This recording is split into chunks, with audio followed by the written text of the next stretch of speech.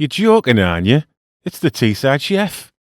Nutella twist Christmas tree tear and share bread that will help you answer the annoying question of whether you're all set for Christmas or not, because you definitely will be with this, and it's easier than you think.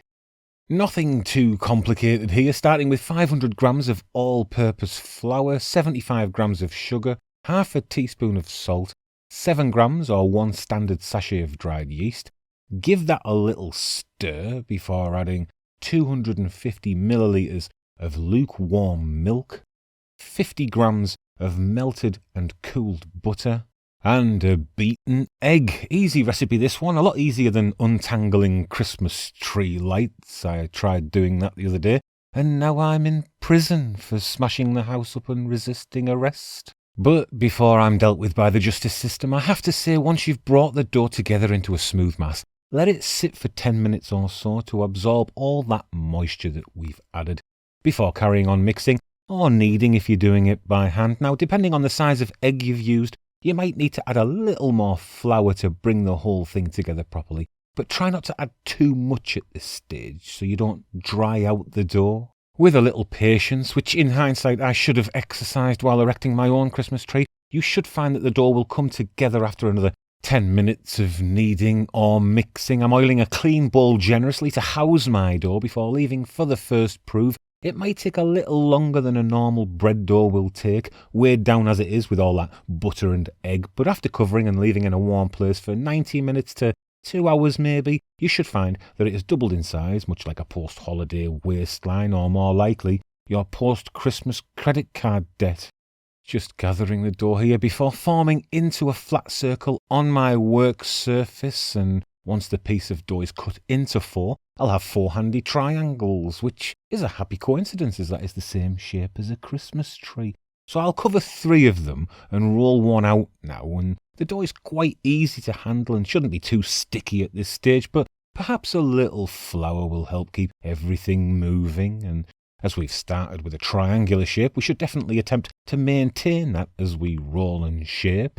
No special tools needed to shape the dough, as that will mostly be done with your hands, although I would posit that your hands are quite special tools that have significantly contributed to the evolution of our brains, enabling us to invent measuring sticks and abstractly compare the sizes of 2 disparate objects, which you should definitely do before placing your rolled out triangular piece of dough on your baking sheet, lined of course with a piece of baking paper. This recipe requires 250 to 300 grams of Nutella. Other chocolate hazelnut spreads are available, and we'll spoon on a third of that before spreading out evenly with an offset spatula or similar, leaving a little border on the outside of a few millimetres. And you can use a little knife to get into those difficult to reach corners, which brings me to my banal question of the week. Do you like corners, standing on street ones, driving around them quickly in a car, red or blue, ultra-processed yogurts with crispy bits? Let me know in the comments if you like corners. I've rolled out a second piece of triangular dough now. And speaking of corners, I'm going to tidy these ones up before applying another screed of warmed Nutella on top, and all the processes that we've previously seen can be applied to the penultimate piece of dough now too, before the final spreading of the sweet, sweet Nutella goes on. I did make sure to keep the biggest of my dough quadrants until 4th and last, just to give me a little extra wiggle room with regards to the size, because we must make sure that the final dough piece is definitely big enough to envelop the Nutella for purposes of final presentation aesthetics. And any crinkles in the dough can be ironed out with the wonders of the human gripping apparatuses, and a very important step is to now go around the sides of the finished structure with the leading edge of those manipulative extremities and sort of pinch the layers together.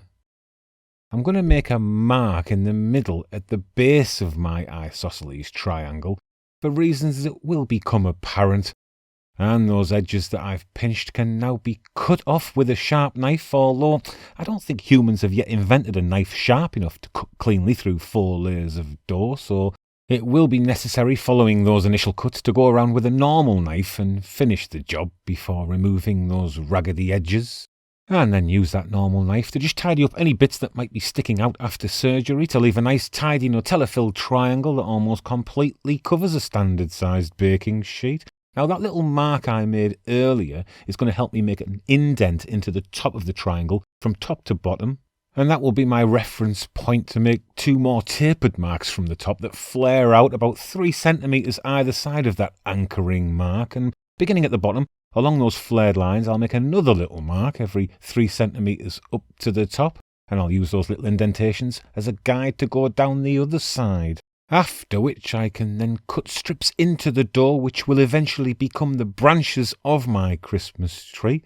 And I need a clean cut, so I'll go through twice just to make sure, where I can then repeat the process all the way up the near side and then all the way up the off side. I find this to be oddly satisfying, but have sped it up so as not to waste too much of your time, because we've all got things to do, have we not?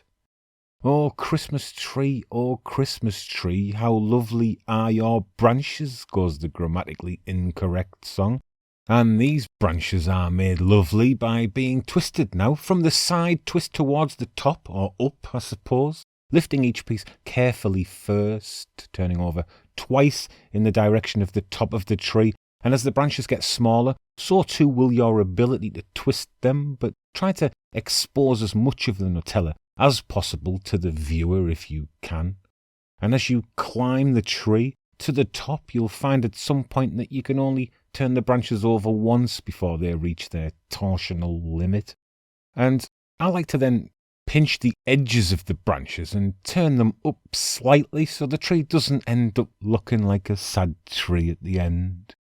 Here is the twisting action again. On the other side, once again twisting towards the top of the tree, and more pinching the ends and turning up the branches slightly for end pinching and branch turning upwards slightly fans.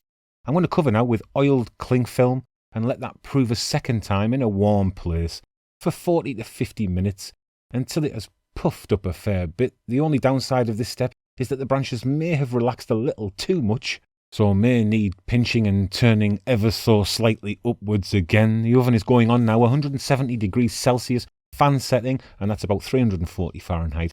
And while the oven is very well preheating, I'm going to brush the bread all over with a beaten egg that has a little splash of milk in it.